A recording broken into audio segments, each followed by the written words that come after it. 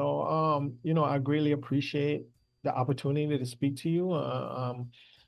Thank you so much for reaching out. Thank you so much, for my little humble Oh my God, thing thank that I you. got going on here.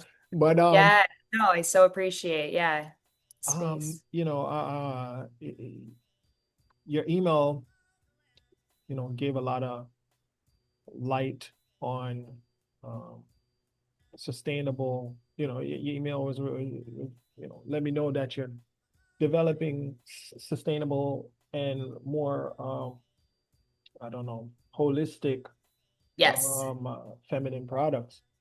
And it's like a whole half of the world's population has been neglected yes. when it comes to, I don't know, Our sensitivity. feminine care. Right, feminine care, sensitivity, consideration, and in addition to that, the planet itself, this Yes, is something that um half of the world's population has to deal with for a significant amount of their lifespan, and yeah. the fact that it's just quickly handled like, okay, we'll just give them this here. It's Um, so funny. Yesterday I was thinking to myself, I'm like, why is there a stigma around talking about our periods when literally 50% of the population it happens to them every week, every month. Like it's like a thing, you know? It's like, I mean, it's so for so long it has been stigmatized. And also, I don't know, are you on TikTok? yes, sometimes. Okay. I'm not sure your TikTok would have fed this to you, but there is this huge thing going around right now with the always pad. Have you seen it? Oh, I saw one this morning where someone was showing like there's mold in it or something. Yes. Yeah. So Always is one of the biggest brands. I've used it. I would bet that most women have used an Always pad or something at one point in their lifetime. And a woman took it out of the wrapper, brand new, and put it up to the light and saw all of this disgusting mold maggots, which has then prompted other women to do the same. And Mm, other women are finding the same exact thing. And it's because there's so many toxic chemicals in these products. right. I mean, from my limited understanding, it's developed similar to how a diaper is developed, and they have Yeah. this absorption material that's Yep. like a gel that it absorbs any moisture from the air. It doesn't matter, and some of these things that people post online, I don't really trust, but it makes logical sense that Yeah. if a media absorbs water, Yeah. what's the number one thing that mold likes? Nah, it's water. Right. You know what I mean? So you would have to keep it totally hermetically sealed, airtight, to Yeah. avoid that moisture from accumulating. Yeah. And I really appreciate what you're trying to do, because I think like you said, 50% of the world's population. Not only is that a considerate um journey that you're on, it's also a potentially very economically successful venture. If you're selling a Yeah. product that half of the world has to buy, you know Mhm. what I mean? It's Yeah. genius. And if and if we're putting plastics into like massive amounts of plastics into the garbage all the time, it makes sense to make it in a more sustainable kind of way where it's neutral, but I don't know. Tell me more about your product and how it Yeah. works, and Yeah. I don't want to Absolutely. Yeah. So, what period underwear ultimately is it is designed using absorbent fabrics. So, it replaces the need for a disposable, right? So, look, this category, it's existed for a while, not too long, but I definitely wasn't like the first to do it. But what I wanted to do as somebody who wore this product from other brands was I wanted to do it differently and use better quality materials because I did find a lot of the other brands to still be, a bit uncomfortable. Um, and using not the best quality materials, as I've learned through this 2 year, research and development phase, a lot of our fabric clothing, um, is sprayed with chemicals and different toxins when they're being made. You know, fast fashion, polyester, for example, is made using like a petroleum. So I wanted to source all natural fibers. So I did that, and essentially, you can wear the underwear when you're in flow, when you're on your period, and it replaces the need for disposables. And let me tell you, as I used to obviously wear different disposables and stuff, and the way my trash can would just like fill up. So to your point, the less waste on the planet from just having these products has had such a massive impact. In addition to my body just feeling better. Again, as a woman, like you would wear these pads and your skin would get like itchy and red and irritated because they were made so poorly.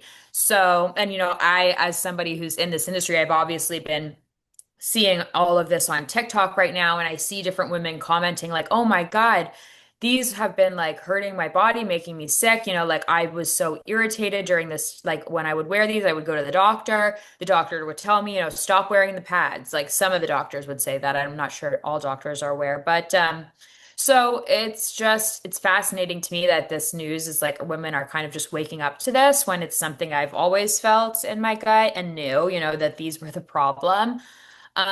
So yeah, my product, I've designed it to be better than the options essentially that we've been handed for our entire lives.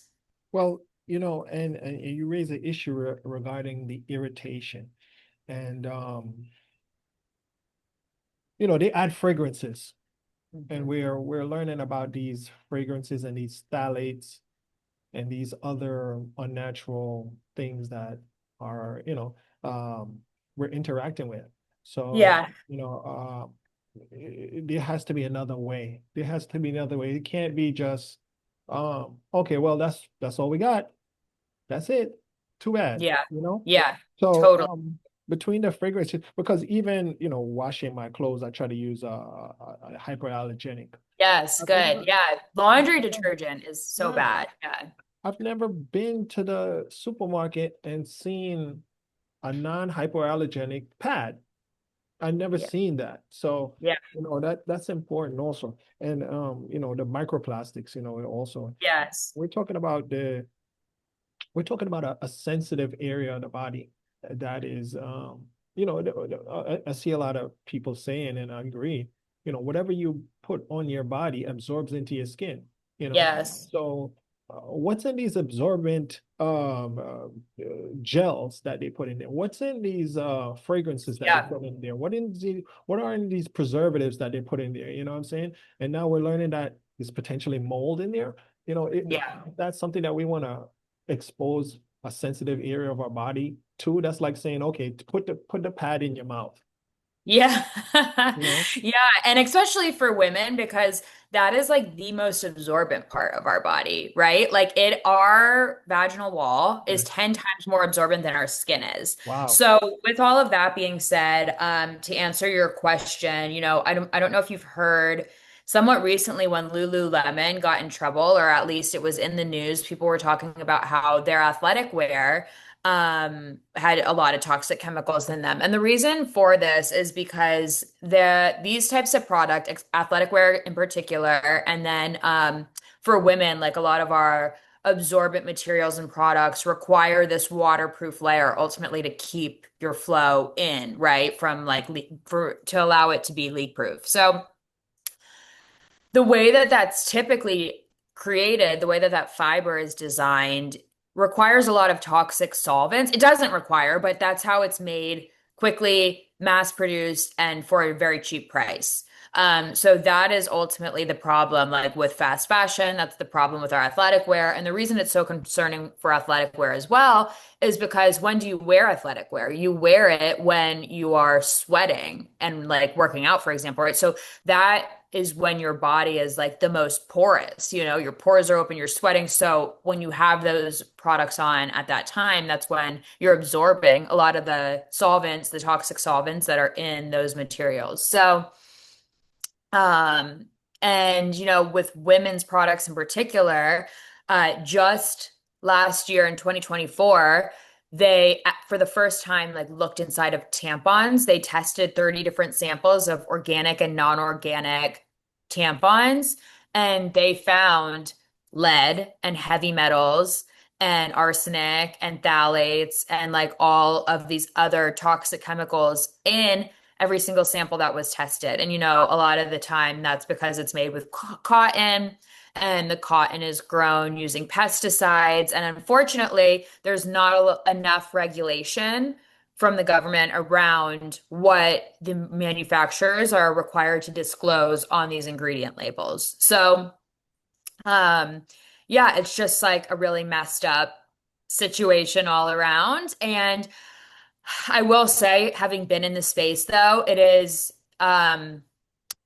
it's promising because I see a lot of women-owned small brands who are trying to make a difference. So I would just, I really recommend women especially to do your research. Like, don't just buy from these massive companies that don't actually care about what they're putting in the products. And it's pretty easy nowadays to do your own research and like find on social media like a reputable brand. You can see the founder's story. Like, I have other friends in this space who are doing similar things to me. So I just really encourage women to like do their own research when it comes to this stuff.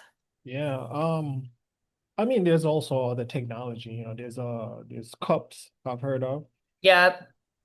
I don't really find that to be too convenient, you know. I've personally never used one because I'm so scared. I Right. like, I don't, I don't like it, but right. again, that's why I made period underwear. Right. But there are cups, Right. yeah. I don't know how that's gonna work if the cup spills, you know. So Yeah, or I've heard this horror story once, and this woman shared she sneezed oh when my she God. had one in, Oh and my it God. came flying out, and then Oh it my looked like gosh. there was just like a massacre, and I was Yeah. like, yeah, I mean, it happens.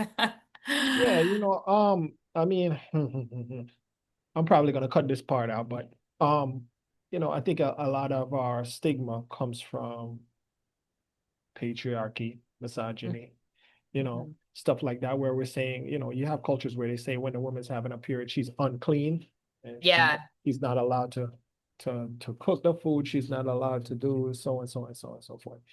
Um, I think that's where a lot of the stigma comes from. And also we have such a sanitized, mechanized world, if something happens to somebody on the street, like let's say the person gets hit by a car, immediately somebody comes put a sheet over them, the ambulance comes, scrapes them up, they're gone. The traffic is moving again.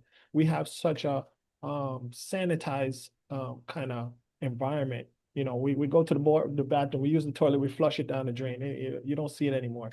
So we like to keep everything just like manufactured, and we're getting to a point where we're trying to make everything into machines. Soon we're going to replace people on their jobs with machines and AI, to where yeah, we're losing our humanity, we're losing our ability to connect to each other, we're losing connection to the plants, to the trees, to the birds, the animals, you know. yeah, And I think the stigmatism around menstruation is just yeah, another component in this whole trying to make us into some kind of, I don't know, matrix kind of situation. But um, I don't really have any questions. I think that the vast knowledge that you have, it could fill up a whole documentary, because you've been doing your research. yes, I And certainly have. so what are you doing right now regarding outreach to let people know about your product and Yeah. yeah. Yeah, so my strategy, I did bootstrap the business, so I don't have like a huge marketing budget at the moment. And with community being at the core of my brand and the values, I don't want to just put thousands of dollars to Meta, where it's just kind of pushing the brand out there without people getting to really know me. I love podcasts and long form content, which is why I'm always doing so much outreach to podcasters like yourself, because I personally enjoy having conversations around it and hoping that this content it'll live longer and resonate, with different audiences. Um, So I've been doing a lot of long form podcast outreach, talking to people about the product. I've also found that it requires a bit of education and awareness still. I'm shocked not most women, but a lot of women I talk to are like, what is period underwear? They still don't know. So it requires me to like explain and talk about it versus again, just like throwing up ads or static images that doesn't really give you a great idea. So with that being said, yeah, I'm doing a lot of outreach. I live in Los Angeles, so I do a ton of networking, where I'm going and talking, meeting different founders and entrepreneurs. And I'm also very active on Instagram. So organic marketing right now is where I mainly am at flowergirl.co. If anybody wants to follow along or has any questions, if you DM the Instagram, you're going to be talking to me. So yeah, that's mainly where I live right now. Wow. Well, education. Yes. Going back to the whole stigma, it kind of steers us away from learning more about this topic. And you put you hit the nail on the head, saying that even some women don't know about Mhm. period underwear, and it's been around for a little while now. They're not the most marketable thing, but some of them are, Yeah. the most sexiest ones. I guess they're gonna get there one day, but Well, that was my initial concept was to like come out with like cuter underwear than what exists. right, And I think I did that, but also the message has morphed into being more about sustainability and the non-toxic fabrics, which I love. That's what I'm finding is resonating more. But, I do try to make it cute in like the photos and my content. right, right. If there's anything else you would like to add or anything you want to talk about. Yeah, I think we covered so much of it. I can't thank you enough for like sharing your space with me. Like I said, my Instagram is at flowergirl.co with an underscore at the end. And then the website is flowergirl.co, not .com, just .co. And if you send a message on the website, if you DM me, whatever, if you have more questions, I'm always happy to talk about this. So please don't hesitate to reach out. And yeah, I can't thank you enough again for sharing your space. Well, thank you. I had one more thing that I forgot to talk about. Yeah. With the Lululemon study, there was Yeah. some study done with dogs where they Yeah. put Yes. can you finish up on that? Talk about that? Yes. Yes. So they tested polyester on these dogs, right? I don't know if they put them in the polyester, something, but they found that the dogs that were wearing the polyester were less fertile. Like it had a direct impact on fertility, which is, insane to me again, because unfortunately, infertility is on the rise. Unfortunately, you're seeing different cancer and like sickness is on the rise. Unfortunately, women suffer with debilitating periods and PCOS and endo and all of these things that doctors don't really have an explanation for. So that was another, for me, I just like really feel it in my gut and in my being that it's because of these products that we're wearing, that is causing um us to experience these sicknesses and putting our health at risk. Yes, yes, yes. I mean, a diet, a lot of environmental factors. We're dealing with unnatural materials that were never part of our, development as or Right. evolution as human beings. So now, our body is trying to compensate and react to these things. And sometimes it's compensation and the reaction is to just shut down certain Yeah. areas. And that's unfortunate. But, thanks to Flower Girl, at least we're gonna try to have some kind of alternative, at least for those 5 days or 8 days or whenever the cycle is to Yeah. get some relief from Yeah. some of these synthetic and poisonous things and components. And it's not only is it pays dividends for a product like this because all you do is just throw it in the washing machine, right? So Exactly. The care is so easy. right, and you don't have to keep going back to the store to buy it over and over and over again. Right. Just consuming economically, it's beneficial. Yeah. Environmentally, it's beneficial. Health-wise, it's beneficial. And I think it's a win. I hope it's a great win for you. I wish you great Thank success. you so much. I And, really appreciate that. and thank you for the work that you're doing and thinking outside of the box, you know. And I mean, yes, you're not the only one doing it, but there's always an opportunity for someone else to add their flair to it, you know. Thank you. And and, Yeah, that and this, was my thought exactly. right, because there's still so many people that don't know. Yeah. So yes, thank you so much. Thank you so, so much. I really appreciate it. And I hope you have a great rest of your day. You too. Take care. Thank you. Bye.